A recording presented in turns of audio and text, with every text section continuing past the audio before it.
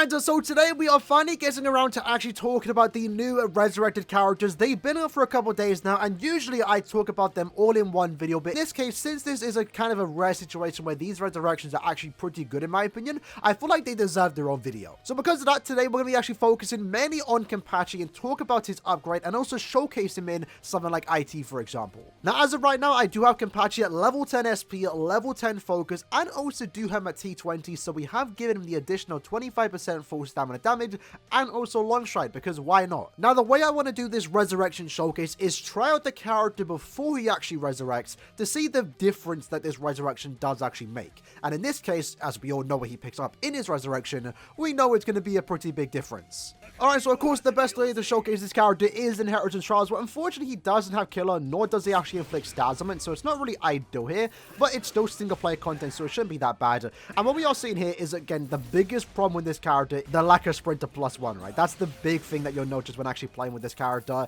If you had played with him in the last couple of years, you would know that the lack of Sprinter was probably the biggest downfall, because unfortunately back when this character came out, KENPACHI was usually always like the flurry type of character, the tank character, and because of that, he was never given flash steps to kind of balance him out, I guess. It was the one thing Kenny always got was flurry +1, but the one thing he never got was Sprinter +1. But the character's strong attacks are kind of cool. I do like the idea of these. Fortunately, strong attack feels powerful, SA1 and 2 just being lunge forwards. They play quite well into each other. And we have made it better on ourselves because we did get this character bonus ability, so he does have long stride, but it's still bad. And I actually remember using this character in Epic Raids once, because he was a bonus. We're talking years ago though. And I gotta say, it was absolutely terrible. So what I'm gonna do here is use my Soul Bomb. Probably should have used it in the last room.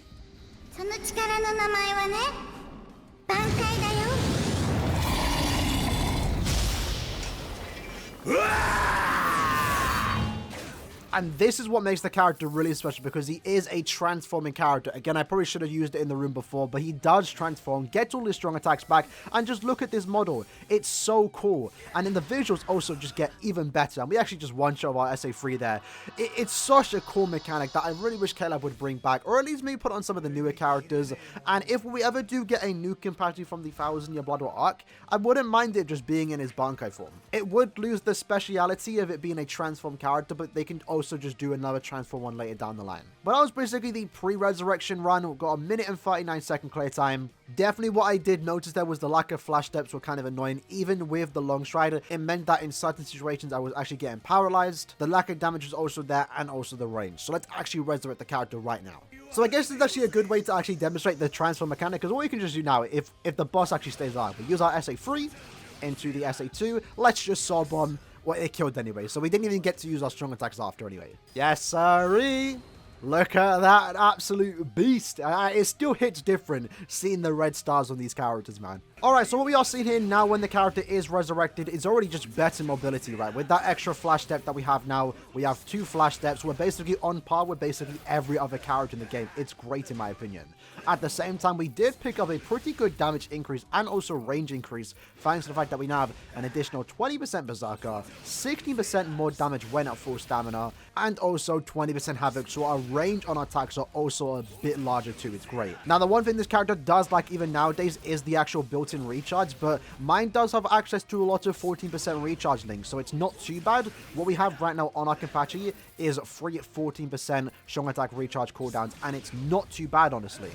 Damage, we are doing some pretty good damage for a character that came out basically, what, 4 or 5 years ago almost. Let's actually use our Soul Bomb here.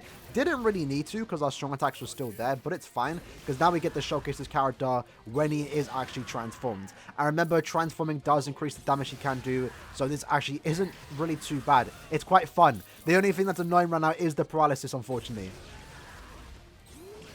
Yeah, this feels powerful. This is fun. I like this. This is what I want when it comes to resurrections. This is great. KENPACHI was always a fun character that was just kind of held back by his lack of skills, and that's what this resurrection does fix. So first impressions, that's not too bad. Let's run it again and try and get a faster clear time. Can we get a sub 1? Let's find out. All right, so I'm going to go and use my SA2 here into the SA3. There we go. Then use my SA1. His SA1's kind of a weird one because it is a lunge, but it also does do more damage right at the end of the attack. Very weird kit, and the placements for these enemies isn't really the best here. But that SA3 definitely does feel powerful. I guess in this case, I'm going to use my Soul Bomb here, so we can actually get the full use out of the transform mechanic, because it does reset our strong attacks, and then it also means that once the mechanic wears off, we can then get our strong attacks back again. Let's go here, use our SA3. Now, the character doesn't have guard break, so that does lower our damage just a tad bit. But whenever there's a rank at enemies, it's not too bad, because then you don't need guard break, because a rank at enemies don't have any guards. So there we go. We should go into this room with our transform wearing off eventually, and that will give our strong attacks back. There we go. So now all our attacks are back. I get paralyzed, unfortunately. That kind of messed up the run just a tad bit, but it's fine. We do have poise. We kind of just tank for it. That's just the Kenny way nowadays anyway, or it's been like that. We are back at full stam and already into the final room. Let's grab the soul bomb and go Bankai on Uryu. There we go. Lovely. So a minute and 7-second clear time, definitely increasing our clear time there. Not too bad. We actually did get paralyzed there, so that did slow us down a tad bit. But let's try it again. I'm enjoying this. I'm having fun with KENPACHI. That's something I never thought I'd say. Or at the very least with Banken, right? Because again, he was a character that, you know, he was good at least on the time he came out, but he definitely had problems, right? Let's use our SA1 there, use our Nad string. I guess our Nad also got an increase in damage because obviously we did get that extra bit of full stam. The voice actor that Kenny has also when he goes Bankai is also just really cool with the screams. Alright, so far so good. Already de-transformed, that's fine.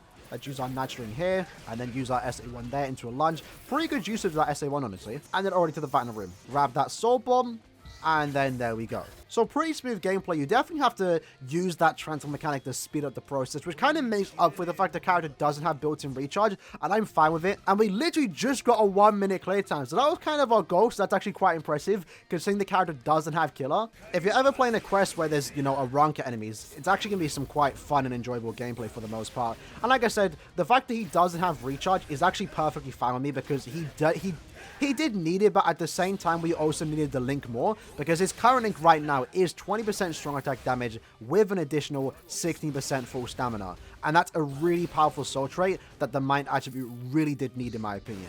So I'm actually happy he didn't get the recharge and instead picked up the full stamina, because that's realistically what the mind attribute needed more. And in doing so, we now received a better link that everyone can use, in my opinion, if you have this character. And also just the character itself has gotten better. I unfortunately got paralyzed. That's really unfortunate, but it's fine. We'll go through it. All our attacks did come back. That was going to be the run. If we somehow can still get a sub 1 minute, that would be quite good.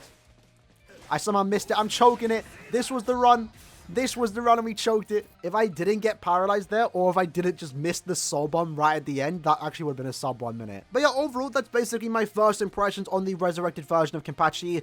Definitely will be picking up his pack sometime next week when it does go live. I will get him because it will get him 5 out of 5. And I guess next time I can showcase him in Guild Quest, definitely going to do that, because I do like the idea of transforming characters like this performing in Guild Quest, because for the most part, I think the majority of people haven't actually seen how transforming characters do perform in Guild Quest, because we haven't had a transforming character in the last 2 or so years. Literally, January of 2020 was the last time we received a transforming character. I guess if you don't count the Fierce Battle Renji, because it's a different type of transform mechanic, but it's been a while since we've had a transforming Soul Bomb. Do wish they would come back, because they are very fun. But yeah, when I do get a Max Transcendent, I will definitely be showcasing him in Guild Quest, because I feel like he might be a fun character with that, because you can give him weakened defense on a bonus ability, you can spam all your strong attacks, use your Soul Bomb, and then spam your strong attacks again. He may not inflict any stat summons, but he might not be too bad of a character to use in Guild Quest, if you have no better option. But for the most part, I just want to just kind of showcase him there. But with that said, I'm actually very impressed with this resurrection. Again, he basically got everything he needed to get. The soul trait, 20% sad, and additional 16% full stamina damage is great in my opinion.